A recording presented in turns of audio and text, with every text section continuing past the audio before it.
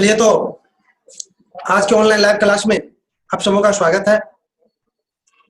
जैसा कि आप लोग को मालूम ही है कि हमने पिछले क्लास में 12th ज्योग्राफी के अध्याय 1 और खंड बी का कुछ पॉइंट पढ़ाए थे और शायद मालूम होगा लास्ट पॉइंट हम क्या पढ़ाए थे। क्या चंदकिशोर मालूम है हमने लास्ट पॉइंट क्या पढ़ाए थे? चंदकिशोर बताएंगे? चंदकिशोर लास्ट पॉइंट हमने क्या पढ़ाए थे?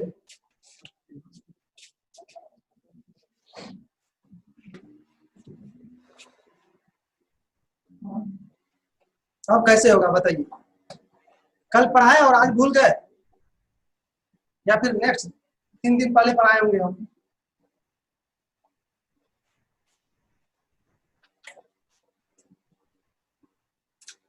आशीष आप बता पाएंगे कि हमने कल क्या पढ़ाए थे? Yes sir. जी बताइए। जनसंख्या वृद्धि के कारण। राइट, हमने पिछले क्लास में जनसंख्या वृद्धि के कारण पढ़ाए थे और आशीष आपसे हम जानेंगे जनसंख्या वृद्धि के तो मैंने कई कारण बताए थे, उसमें से एक कारण आप बताइए। हाँ आशीष। जन्म दर का अधिक होना सर। जन्म दर का अधिक होना। राइट, बिल्कुल सही है।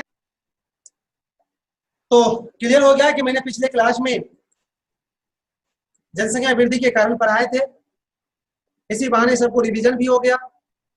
और आज हम पढ़ाएंगे आपको जनसंख्या संगठन। जी ऊपर वाले लिखिए जनसंख्या संगठन, या फिर उम्र संगठन पढ़ेंगे। तो हम उस क्षेत्र में किस किस उम्र के लोग रहते हैं उसके संबंध में अध्ययन करेंगे। अर्थात यह चैप्टर आपको यह पॉइंट आपको इस बात का अध्ययन कराएंगे कि किसी भी क्षेत्र में जनसंख्या संगठन की क्या स्थिति है, अर्थात वहां कितनी तरह के भाषा बोलने वाले लोग हैं, किस किस उम्र के लोग रहते हैं, वहां पर स्त्री और पुरुष का अनुपात क्या है, वहां पर ग्रामीण एवं शहरीय लोगों का अनुपात क्या है, वहां पर धर्म की स्थिति क्या है, किस किस धर्म को मानने वाले लोग रहते हैं।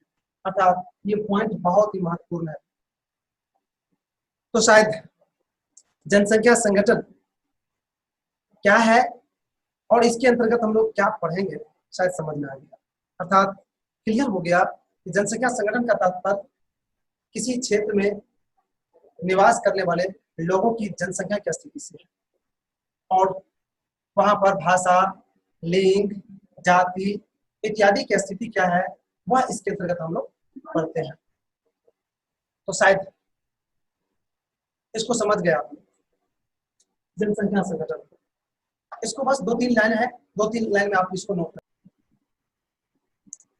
जनसंख्या संगठन का मतलब किसी क्षेत्र देश के निवासियों के धर्म, भाषा, साक्षरता, व्यावसायिक संगठन, स्त्री पुरुष का अनुपात, ग्रामीण नगरीय अनुपात आदि की स्थिति से है।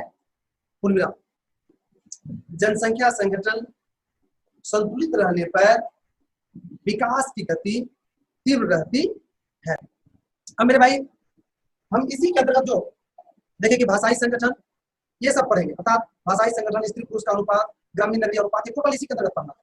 तो सबसे पहले पॉइंट आएगा इसमें भाषाई संगठन, लिख लीजिए बीच में भाषाई संगठन।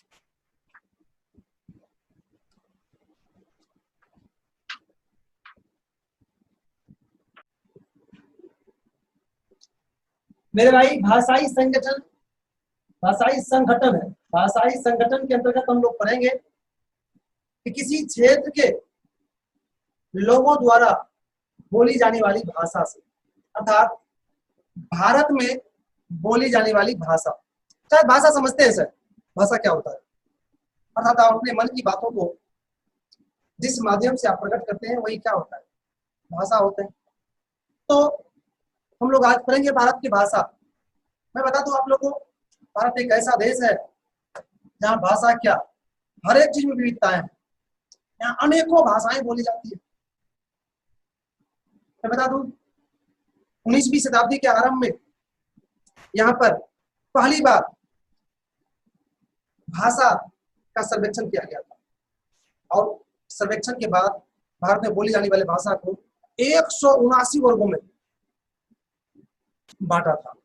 बहुत लंबी चौड़ी लिस्ट थी भाषाएं, लेकिन इतनी लंबी चौड़ी लिस्ट तो बड़ी मुश्किल थी। फिर इस पर कई बार सुधार होता गया और वर्तमान समय में वैसे तो बहुत सारी भाषाएं हैं, लेकिन अनुसूचित भाषा अर्थात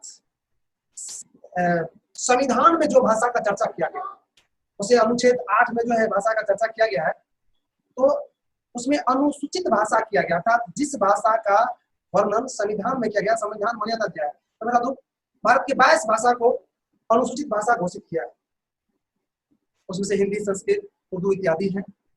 और फिर मैं ये बता दूं कि 2001 ईस्वी में एक दैनिक पत्रिका में एक सर्वे, दैनिक पत्रिका वाला एक सर्वे करके अपना प्रकाशन किया था, और उस प्रकाशन के बाद हमारे सामने एक बहुत ही मान्यता प्राप्त सूची आया है। मैं थोड़ा उस पर चर्चा कर दूं।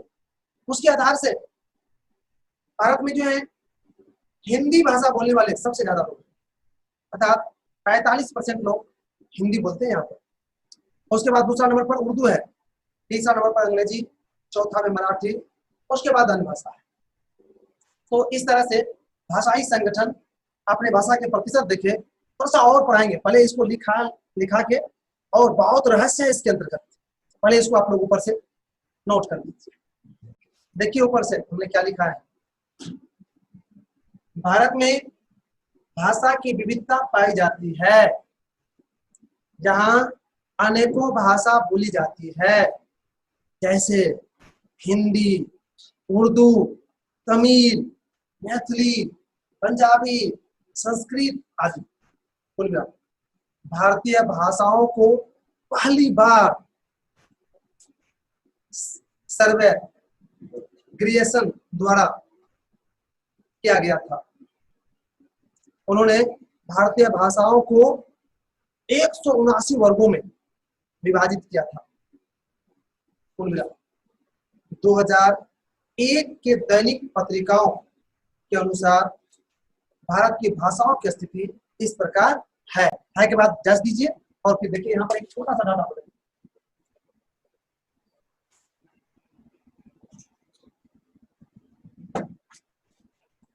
इसको दो भाग कर दीजिए, और एक साइड लिखिए भाषा, और दूसरे साइड लिखिए बोलने वालों का प्रतिशत।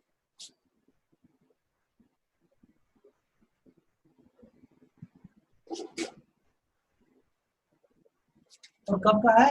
2001 के अनुसार।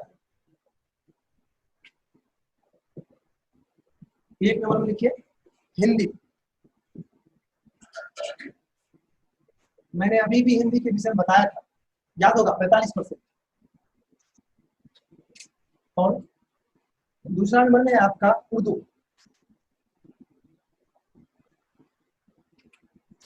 और उर्दू है 9.5%। और तीसरा नंबर में अंग्रेजी,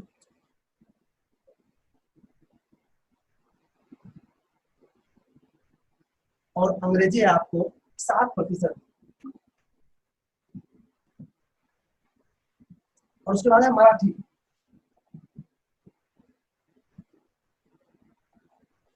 और मराठी है आपका 7%। ये दोनों एक ही है, अंग्रेजी और मराठी। उसके बाद है कन्नड़,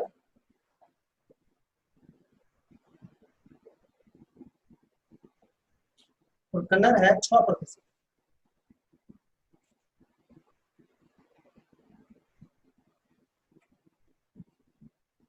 और अन्य है 19%। आप नोट कर दीजिए। अजी 5 नंबर में क्या है? कन्नड़ और नंबर समझो बड़ा रहो। 8 नंबर में लिख लीजिए तमिल, 6.5%।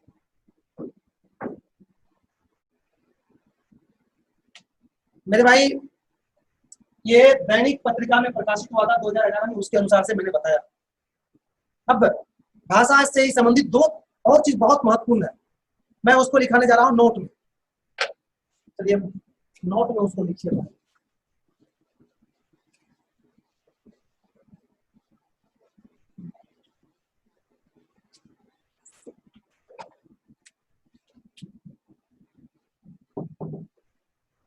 पहले इसको लिख लीजिए, फिर मैं समझाएंगे, उसे भी समझा दिए ही थे, फिर से समझाएंगे। लिखिए 1 नंबर नोट 1 कर दीजिए। अनुसूचित भाषाओं की संख्या 22 है, जैसे कश्मीरी, पंजाबी, हिंदी, उर्दू, बांग्ला, असमिया, गुजराती, मराठी, कन्नड़, तमिल, तेलुगु, मलयालम, सिंधु, संस्कृत, उड़िया, नेपाली, कोंकणी, बोडो, डोगरी, मैथिली, संथाली और मणिपुरी। मेरे भाई, मैं अभी भी बताया था कि अनुसूचित भाषा किसको कहा जाता है, अर्थात जिस भाषा को संविधान में मान्यता दिया गया है, और वह 22 था, और ये 22 भाषा का भारत में पूरी मान्यता है। इससे इस भाषा से संबंधित ऑफिस, कार्यालय इत्यादि में कुछ लेख लिखने पढ़ने का काम हो रहा है। अब नोट 2 में लिखिए।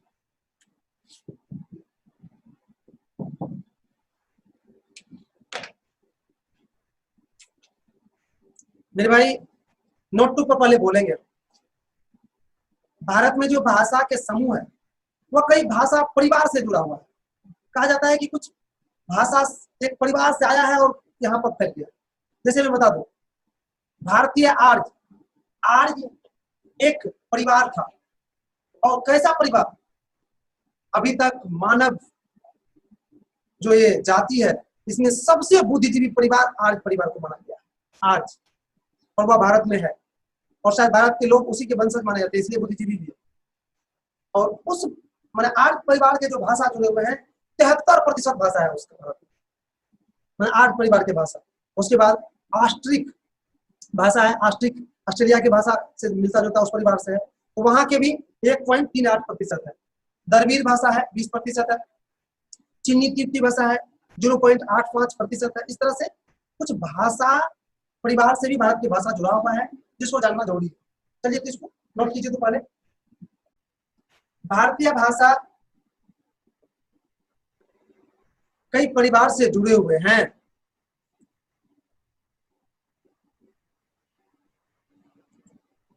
भारतीय भाषा कई परिवार से जुड़े हुए हैं, जैसे जैसे ऑस्ट्रिक। जैसे मैं इसे डाटा बना दीजिए तो बहुत मजा आ जाएगा, पहले कम लगता है। यहाँ बनाइए और यहाँ लिखिए भाषा परिवार, भाषा परिवार, और यहाँ लिखिए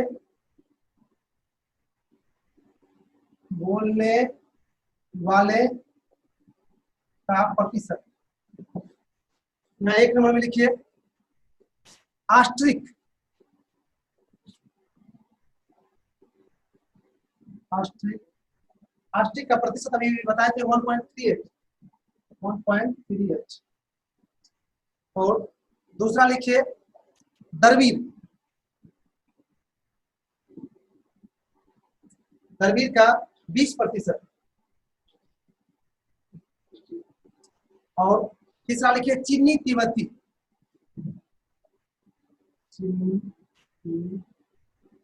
तिब्बती, चीनी तिब्बती 0.85।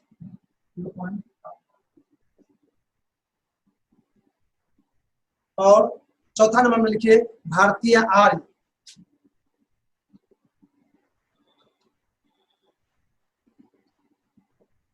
भारतीय आर्य 73%।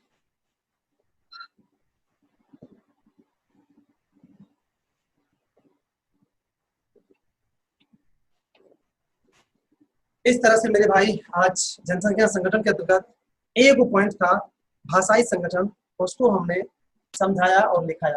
अगर इसमें किसी तरह का दिक्कत आपको बुझाता है तो बोलिए जल्दी भी।